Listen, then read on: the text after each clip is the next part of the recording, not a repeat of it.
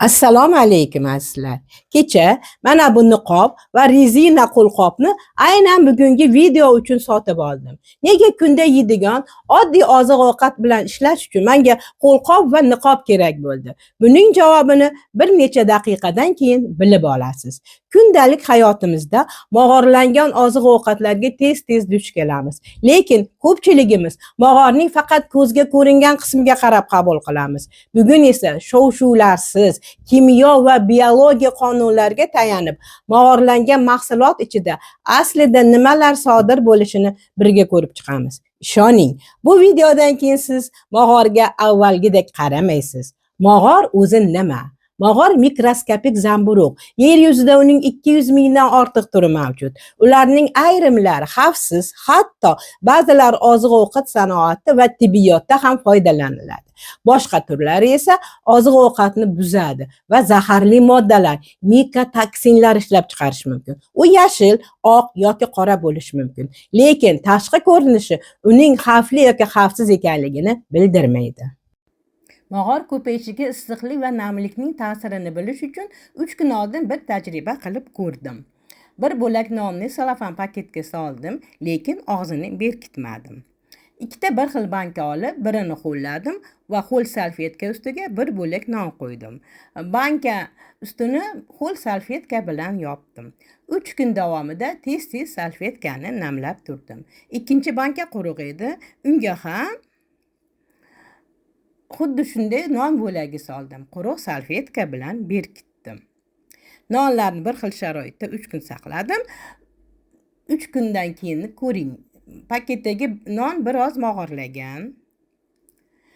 Quruq bankadagi non ham mog'orlagan birozgina. Mana ko'ringlar.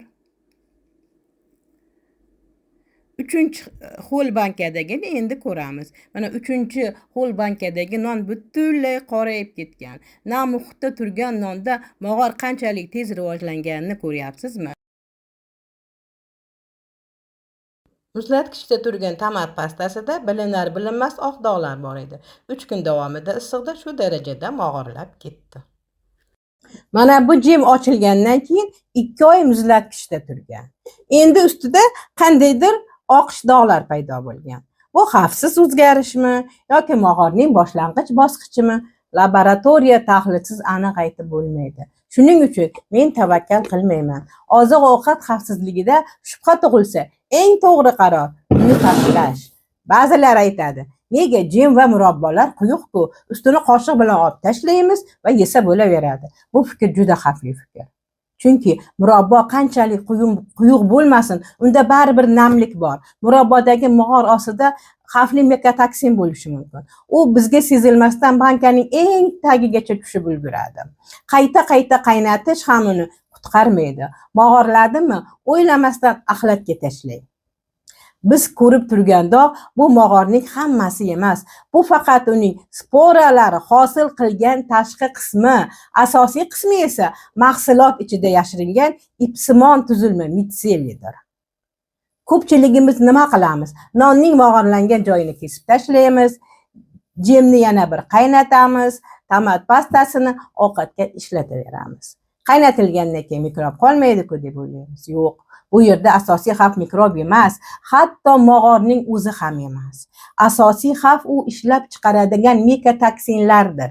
Savol tug'iladi. Nega mikotoksin deyiladi? Chunki miko grek tilida zamburug' degani, toksin esa zahar.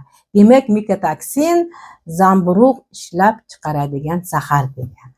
Xo'sh, nega zamburug' zahar ishlab chiqaradi? Chunki u ham yashash uchun kurashadi. Tabiatda bitta ozuqa uchun bakteriyalar, boshqa zamburug'lar va mog'or o'rtasida doim raqobat bo'ladi. Ayrim mog'or turlari raqobatchilarini cheklash uchun mikotoksin deb ataladigan kimyoviy moddalar ishlab chiqaradi. Eng muhimi shuki, biz qaynatish bilan mog'orning o'zini yo'q qilishimiz mumkin, lekin u oldindan ishlab chiqqan ayrim mikotoksinlar oddiy uy sharoitidagi pishirish yoki qaynatishda to'liq yo'qolmaydi. Ayrim mog'or turlari ishlab chiqaradigan mikotoksinlar tushgan mahsulotni yeganingizda ko'pincha shu zahoti zaharlanmaysiz. Asosiy xavf ularning organizmga uzoq vaqt davomida oz-ozdan tushib turishi mumkinligidandir. Bunday holatda jigar va buyrak kabi a'zolarga qo'shimcha yuk tushadi. Buni toksikologiyada zaharning organizmda asta-sekin to'planishi deb atashadi. Ayrim mikotoksinlar uzoq muddat yuqori miqdorda ta'sir qilganda jigar uchun xavf tug'dirishi mumkin. Shuning uchun mog'orlangan mahsulot tavakkal qilishga arzimaydi. Uy bekalari diqqatiga. Ko'pchilik shunday deb o'ylaydi. Nonning mog'orini yuvib tashlayman, keyin duxovkada pishiraman yoki tosterda qizdirsam, hammasi xavfsiz bo'ladi. Afsuski, unday emas. Zamburug'ning o'zi issiqlik ta'sirida nobud bo'lishi mumkin, lekin u oldindan ishlab chiqqan ayrim mikotoksinlar issiqlikka ancha chidamli.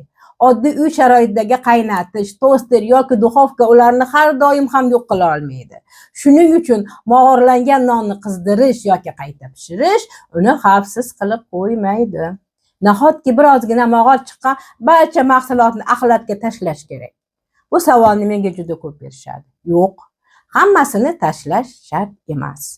Lekin qaysi mahsulotni saqlab qolish mumkin? Qaysinisini esa ikkilanmay tashlash kerak? Buni mahsulotning tuzilishi hal qiladi.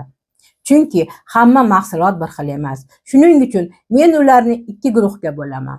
Qizil zona, yashil zona. Qizil zonaga kiruvchi mahsulotlarning umumiy xususiyati ularning yumshoqligi va namligi. Shuning uchun ularda mog'orning tarqalishi ancha oson. Qizil zonaga kiradigan mahsulotlarni hech ayamasdan tashlaymiz. Yashil zonaga kiruvchi mahsulotlar juda zich joylashgan, shuning uchun mog'orning mahsulot ichiga chuqur tarqalishi ancha qiyin. Shuning uchun bunday qattiq mahsulotlarda mog'or chiqqan joyini atrofi pichoq bilan oldin tozalanadi, keyin toza joyi boshqa pichoqda kamida 2,5-3 sm uzoqroq masofada yana kesib olib tashlanadi. Qolganini yeyish mumkin. Ko'ryapsizmi? Qarorning mahsulotning tuzilishi yumshoq yoki qattiqligi hal qiladi. Eslab qoling, qizil zona tashlaymiz, yashil zonani esa 2,5 sm olib tashlab, keyin yeyishimiz mumkin. Bu ikki qoida sizga to'g'ri qaror qabul qilishga yordam beradi.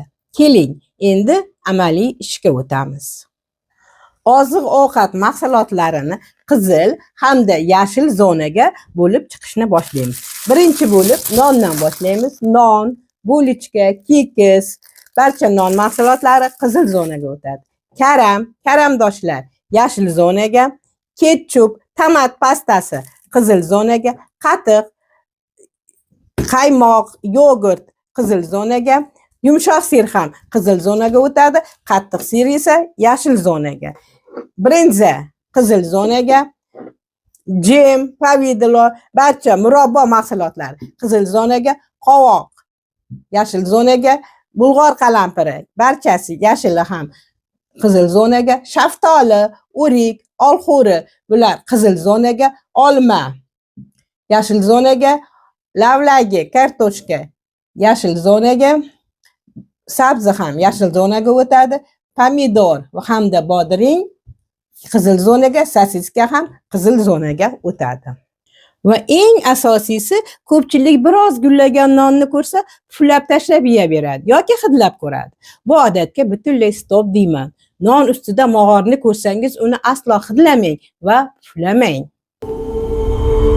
Mog'orni hidlaganingizda yoki puflaganingizda uning mayda sporalari havoga tarqaladi. Bu sporalar nafas bilan organizmga kirishi mumkin. Yana bir eng katta xato, odam yemasa hayvon yesin, uvol bo'lmasin deb mog'orlangan non va oziqlarni sigirga yoki tovuqqa berishdi. Sigir bu zaharni yesa, u sigir jigarida o'zgarib, sutga yanada xavfli zahar ko'rinishida o'tadi. Siz u sutni qancha qaynatmang, zahar yo'qolmaydi. O'z qo'lingiz bilan zaharni dasturxonga qaytaryapsiz. Mog'orlangan nonni hayvonlar ham yeya olmaydigan qilib yo'q qiling. Iloji bo'lsa ko'mib tashlang. Azizlar, video foydali bo'lgan bo'lsa, yaqinlaringizga ulashing. Kimningdir sog'lig'ini asrab qolasiz. Keyingi sonimizda yana bir xavfli uy devoridagi qora mog'or va uni yo'q qilishning kimyoviy sirlari haqida gaplashamiz. Salomatligingizga kimyogar nigohi bilan qarang. Xayr, salomat bo'ling.